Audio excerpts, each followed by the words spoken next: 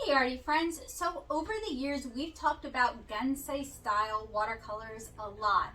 If you're new here, if you're not familiar, Gansai style watercolors are Japanese watercolors. They're formulated quite differently from what we in the West tend to think of as watercolors, but they are a wonderful addition to everyone's studio. And the brand you guys might be the most familiar with if you don't live in Japan would be the Kuretake Gansai Tambi palettes, although there are many other companies that make Gansai style watercolors, including Boku Undo and Akashia, which I've talked about here on the channel. So just to wet your whistle, in the past I have reviewed and demonstrated the Boku Undo Sumi-esque palette, which is kind of a muted color palette that I really like. I hope you guys will check that video out.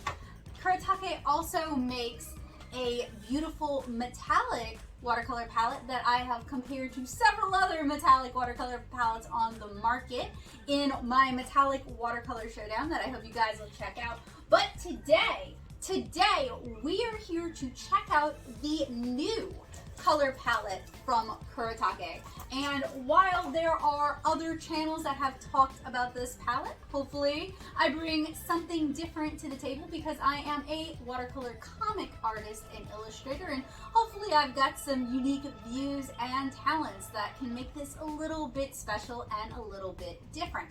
So I purchased my set from St. Louis Art Supply. I will have links and prices down in the description below, as well as my complete show notes. So what I want to do with you guys today is I want to unwrap it, unbox it, and swatch it for you guys. And then in a follow-up palette, getting ahead of myself, in a follow-up video, I want to use this beautiful palette to inspire my art, and I want to make an illustration utilizing just this palette. So I hope you guys will look forward to that. So I am pretty familiar with the Gansai Tambi palette. You guys can see mine is pretty dirty. And while you can use it for Western style watercolor illustration, it's really amazing for Etegami watercolor postcards. And I've got some tutorials for how to do that here on the channel as well that I hope you guys will check out. So I will probably end up using my new colors for Etegami as well, but my goal is to use it to create an illustration in my own art style. And if you're not familiar with my art, I hope you guys will head on over to my Instagram at instagram.com/nattosoup, NATTOSOUP, to get a taste for what I make. And if you enjoy comics and you'd like to check mine out, I hope you guys will head on over to 7inchkara.com to read my beautiful watercolor comics. So I'm not going to spend a whole lot of time talking about Gansai watercolors today. I have videos where I talk about that. I will link those and relevant blog posts instead because I want to dive in to these beautiful new colors.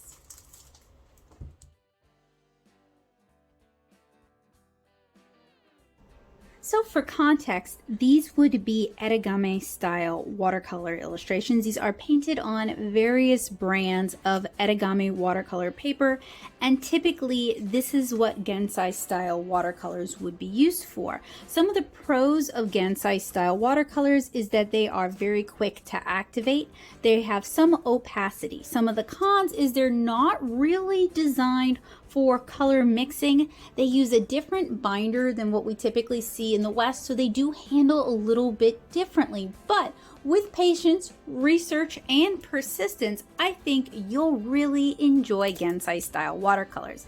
You also typically get much larger pans, like this one here, with Gansai style watercolors. So it is a shallower pan, but it's a larger pan that contains a bit more paint than a Western full pan. So if you are looking for larger watercolors to cover larger areas, if you're looking for professional quality, and if you're looking for the ability to layer them without the past layers coming up too much, Gansai style watercolors might be a great fit for you. They also tend to be quite a bit cheaper cheaper than many of their Western counterparts, particularly if you're able to buy them in Japan. So talking about price, I paid $21.95 for these on St. Louis Art Supply. That's a little bit expensive for a set this size, but these have been crazy popular and they are sold out in most places, or at least they were at the time I purchased these.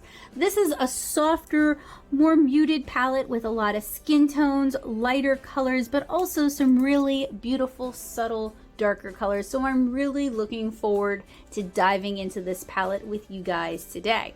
And this palette is part of the extra large 48 color Gansai Tambi set. So if you are new to Gansai but you are ready to dive in, that 48 pan set might be the way to go.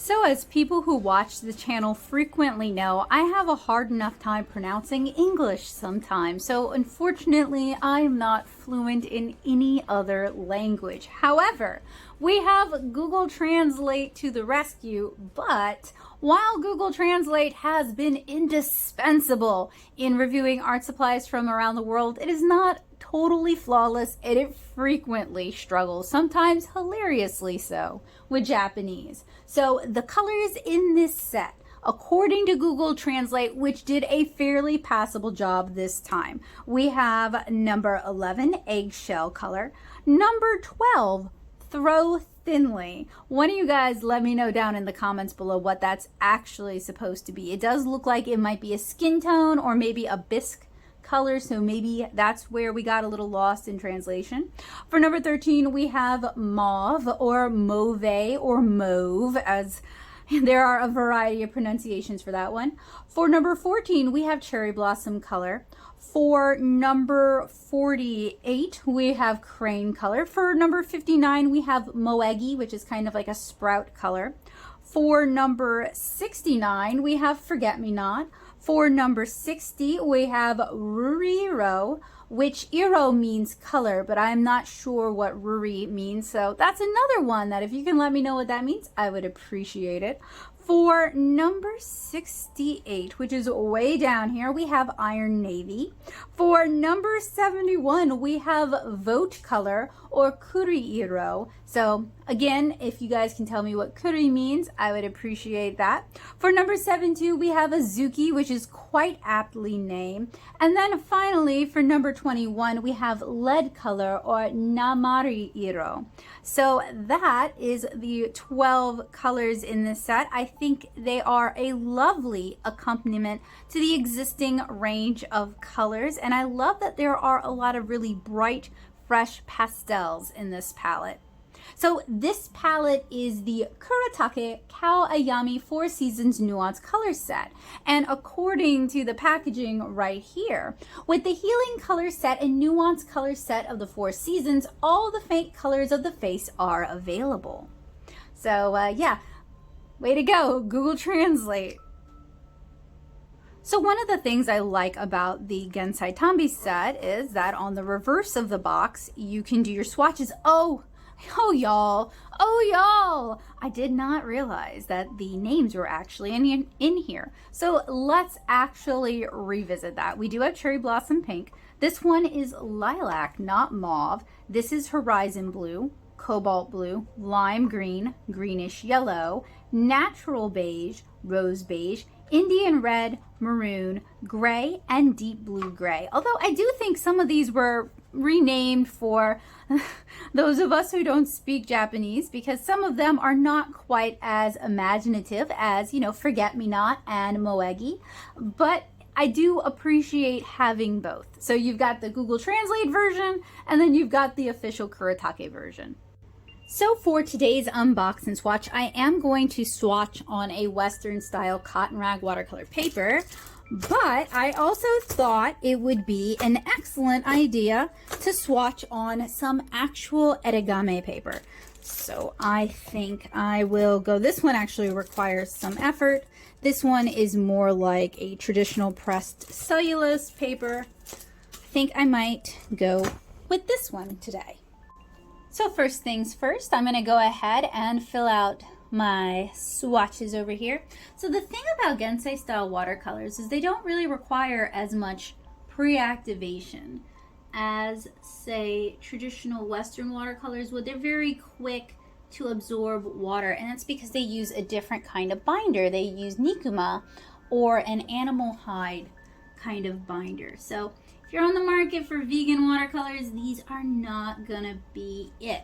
This is also the more portable version of a more traditional watercolor that would traditionally be mixed with the mineral or plant pigment, as well as with the animal hide glue and with a little bit of water, and that's kind of mixed as it's being used. So this is actually the portable version, or the more convenient version of traditional Japanese watercolors. And I'd actually really like to try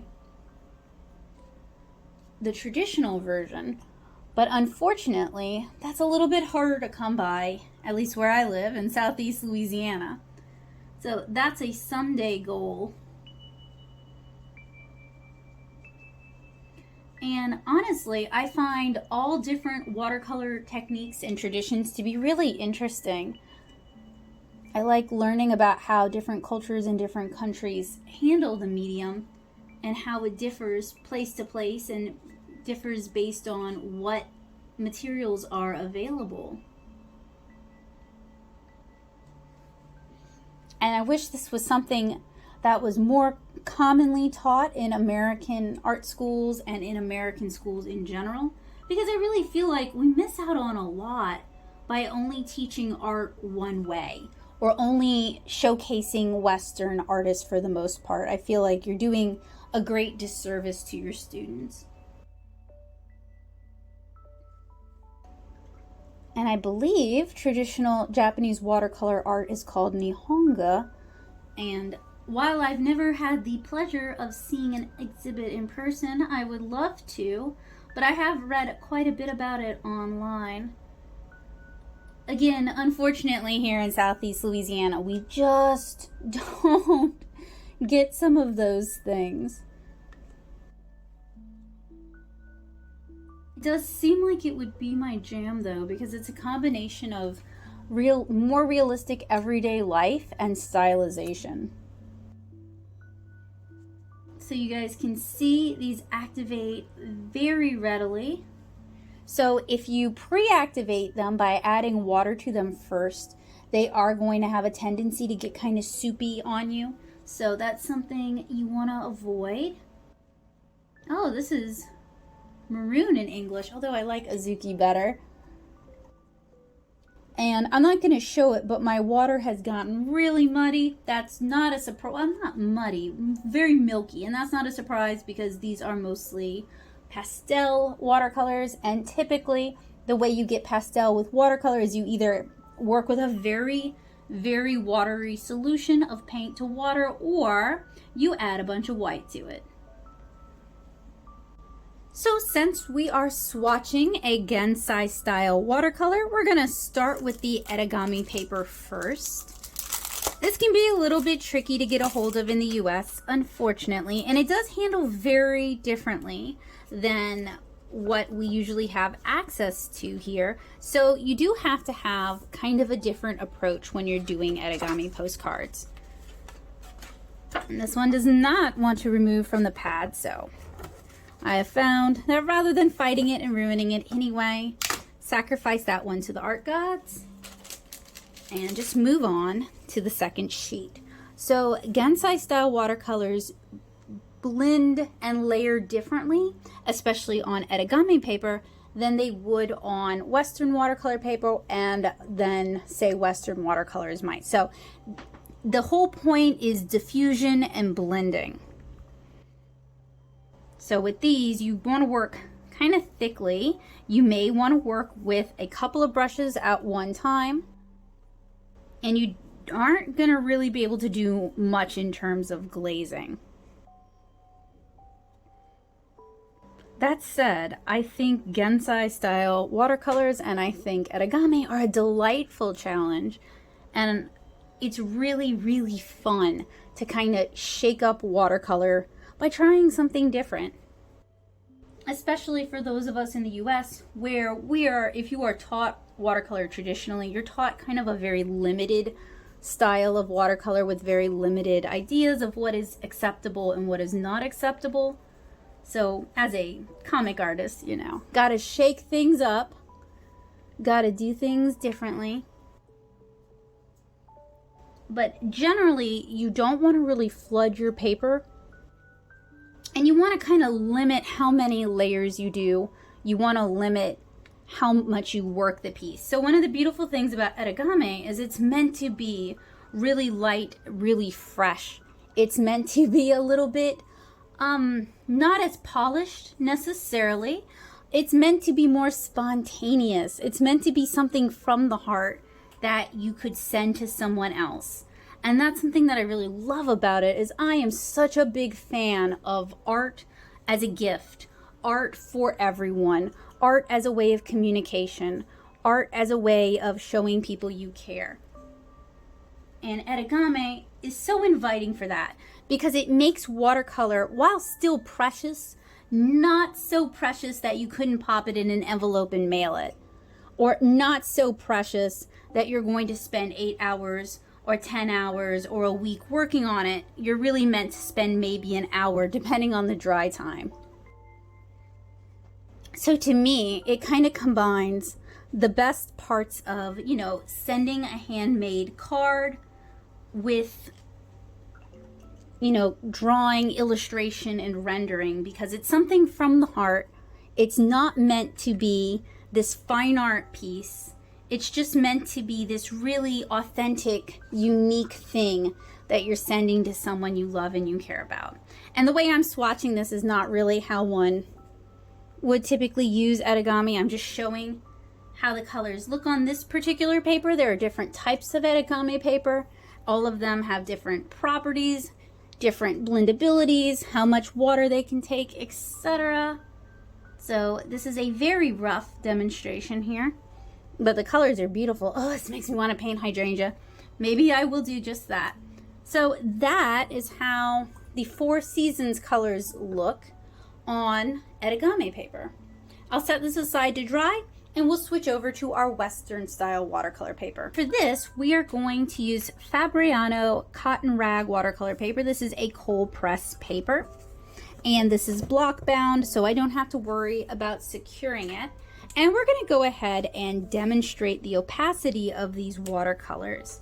And for that, I'm going to use a Copic marker, because theoretically, alcohol markers should not reactivate when you layer watercolor on top of them. For some reason, the black does sometimes.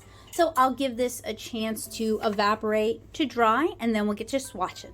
It's had a chance to dry. So generally, I am not the biggest fan of pastel watercolors, mainly because you can mix your own using some titanium white and whatever watercolors you've already got. So, you know, the Pastel Dreams palette did not really impress me. But to each their own. I do find that with Western style pastel watercolors, they do tend to get kind of muddy. So that's one of the reasons I'm not the biggest fan of them. Holbein makes some lovely pastel watercolors, and PwC does, and I've started adding those to my collection, but those are made by professional grade watercolor brands, so I do typically have a better opinion of them. Now, Kuretake is also a professional watercolor brand, so not trying to be a snob, nothing like that, but I do find that the Gansai Tambi paints handle quite well, and they are actually very flexible. A few years ago, it was popular for craft YouTube channels to highly recommend the Gansai Tambi palette as a watercolor palette for crafters, because you get a lot of colors, it's very economical, you get a lot of paint. There's a lot of reasons to love this palette. My only complaint was that you can paint Western style watercolor illustrations with these. They're actually very flexible that way.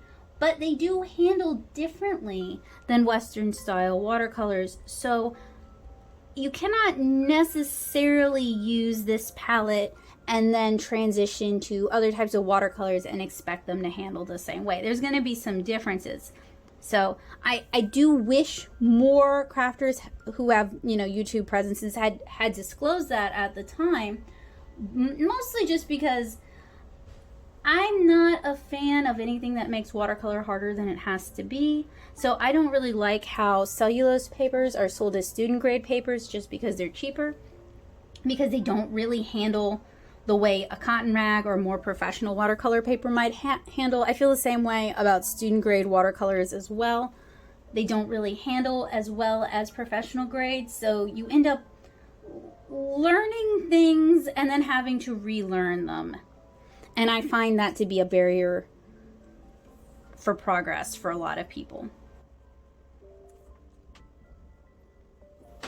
But I am also a big believer in everyone having their own unique path to art, everyone having their own preferences, and unless you're struggling with a material, I'm not going to sit here and tell you you're wrong for using it, so long as if you have customers and there are issues, like for example, alcohol markers, kind of light, fugitive, some colors fade very quickly. So if you're selling alcohol marker pieces or alcohol marker commissions to an audience who might not be aware of that issue, you know, it's good to disclose that kind of thing. Or people who use Crayola watercolors and they paint some beautiful art with it. But Crayola watercolors are extremely, extremely light fugitive. So I do think they should disclose to their customers that they're working with something that's going to have a very short display lifespan. And some people don't actually realize that. So if you have just found that out today, that's all right. So long as you use that knowledge to make good choices and inform your customers in the future, we're cool. Oh, these are some beautiful colors though. They're a little more muted on the Etegami paper, but they're very bright and pretty on this paper here. And as you can see, they activate very easily. There's no scrubbing, there's no struggling. I'm working with a very soft sumi brush.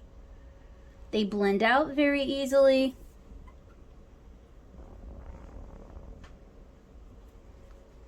Move that a little bit so I don't pollute it.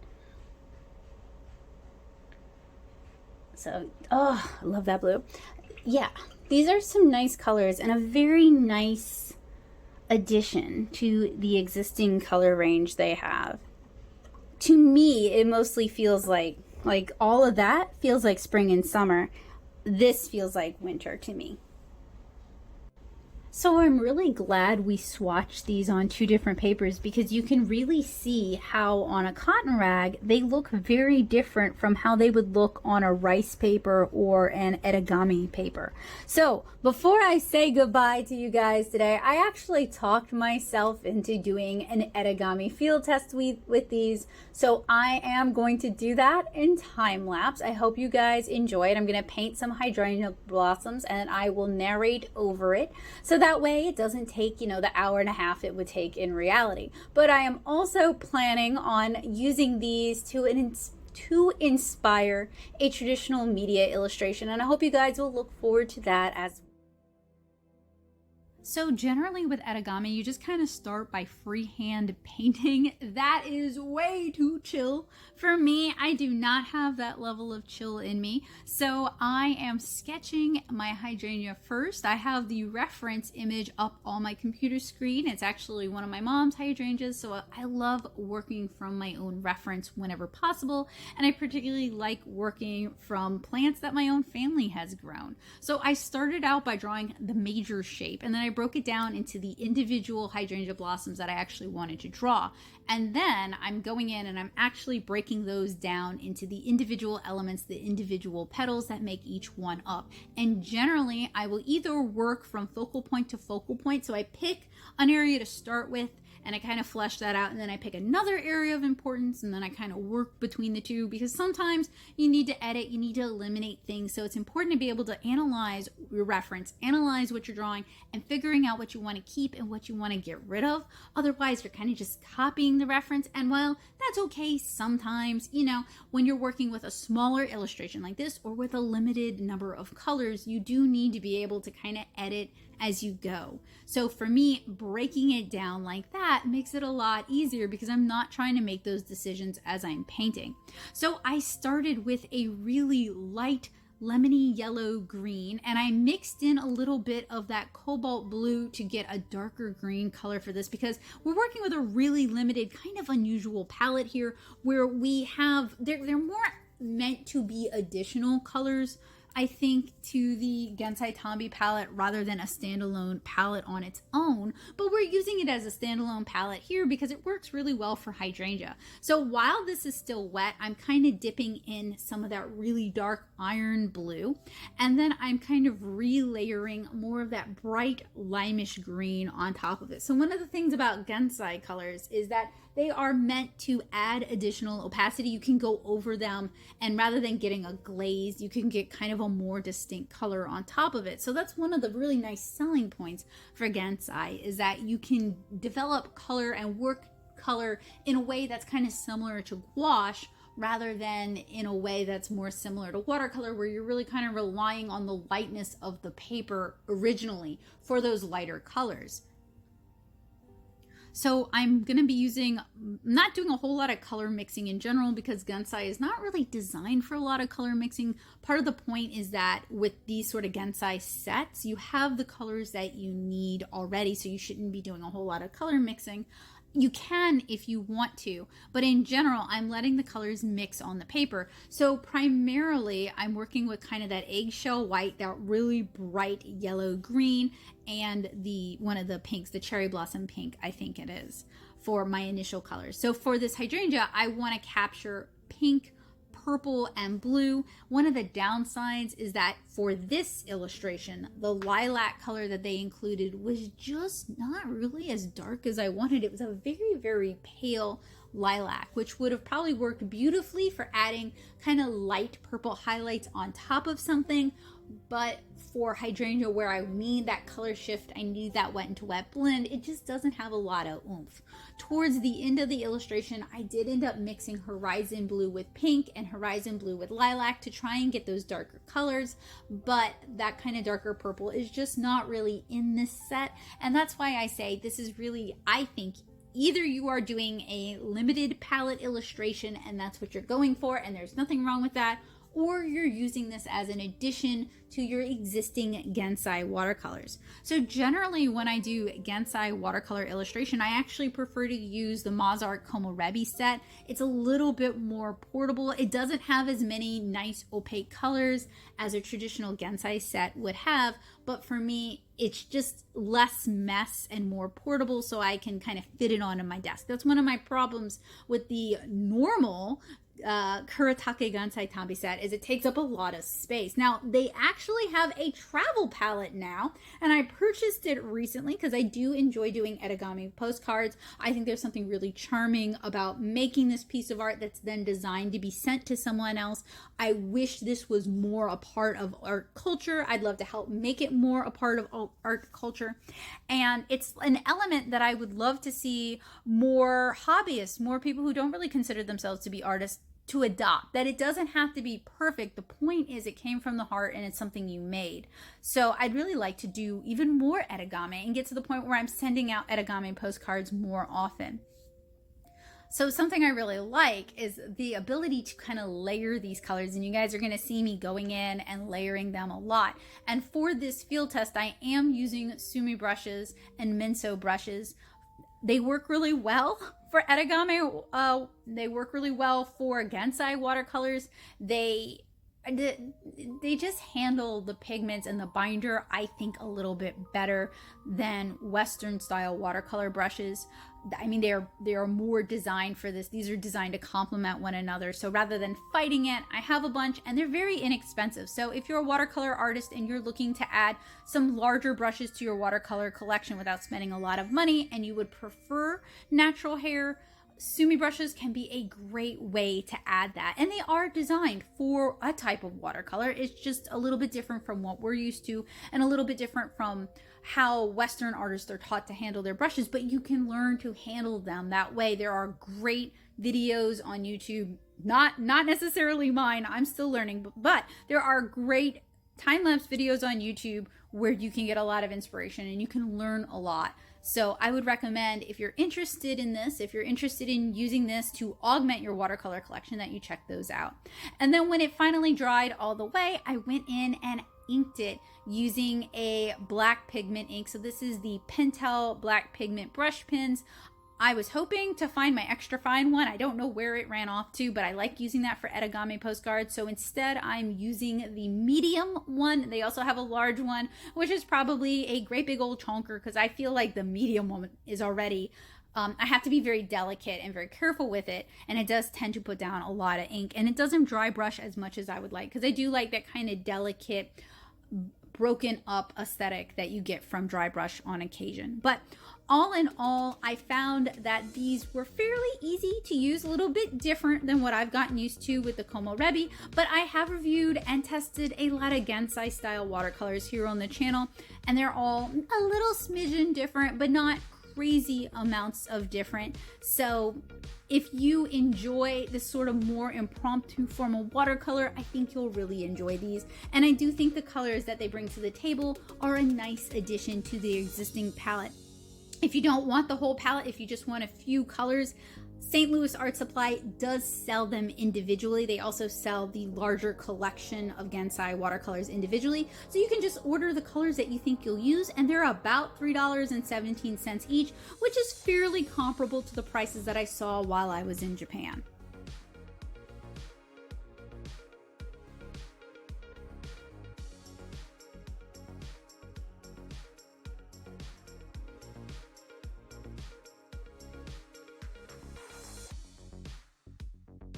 So what did you guys think of the new Kuretake colors? Are these colors that you'd be interested in, that you think will work well for you? Are they colors that, you know, they're all right, but we don't need them? I want to know what you guys think. I'm going to show you guys my, I think it's the 36 pan set. I'm going to show you guys that, and we can see for ourselves whether or not these are a good complement to that set or not. Okay, so this is the 36 pan set, the larger set. I have to be careful because none of these are actually secure. If you tilt it too much, they will fall out. These sets are not really designed for travel either, because they are in a cardboard container and there's nothing really to hold the lid in place.